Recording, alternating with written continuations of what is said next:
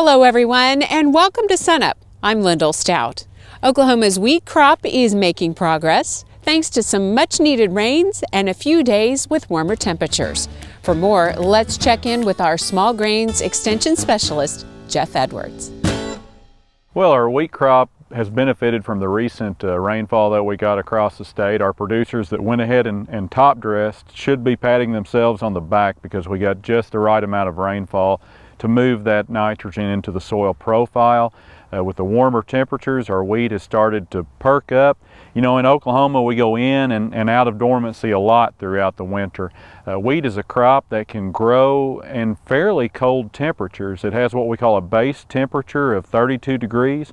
So anytime the average daily temperature is above 32 degrees, we'll get a little bit of growth at least. When we have temperatures in the 60s, 70s, and 80s like we've had over the past few days, combined with the moisture, then it really bounces out of dormancy and we put a little more forage on and a little more growth on the wheat. Are you seeing any issues? I noticed we have some yellowing wheat behind us. Tell us about that. We do. We've seen soil-borne mosaic showing up in our plots here at Stillwater. Now that's the virus that causes soil-borne mosaic is a soil-borne virus, so it's present in the soil. And generally it's only an issue in north central Oklahoma, eastern Kansas. When you bring a variety that's bred for western Kansas or western Oklahoma too far east, sometimes you can have issues with soil-borne mosaic because the way we combat that disease is through genetic resistance. There isn't anything you can spray or soil treatments or anything like that to combat the virus. It's soil-borne. It's always going to be there present in the soil if you have it. So you have to know your field history. And also you need to check a variety comparison chart before you bring a variety into the area and know whether or not it is resistant to soil-borne mosaic if you have a history of that on your field. Let's talk about first hollow stem. It's almost that time.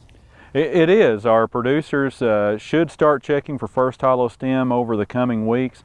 What they're going to do is pull up plants in a non-grazed area of the field, maybe just outside of the hot wire. They're going to split those plants open and look for 1.5 centimeters of hollow stem at the base of the plant. It's about the same as the diameter of a dime. So again, non-grazed area, you have to pull the plants up because at this time the growing point is still below the soil surface. Split the plants open, look for 1.5 centimeters of hollow stem. And if you have that, it's time to pull the cattle. This year we also have the first hollow stem advisor tool on the Mesonet. Talk about that and how producers can benefit from using it.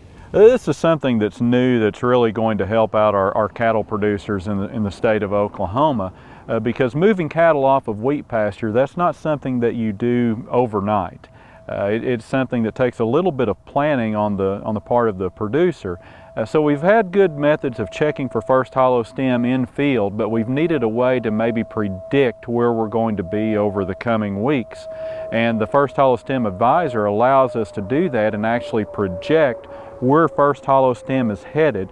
And if producers see that we're headed towards hollow stem very rapidly, they can go ahead and start making plans to move those cattle off of wheat pasture. Oklahoma State University meteorologist J.D. Carlson explains how the Mesonet's first hollow stem advisor works. This tool gives you 1 and 2 week projections so you can know when to begin scouting. And by the way, if you scout, you need to scout in ungrazed portions of the field.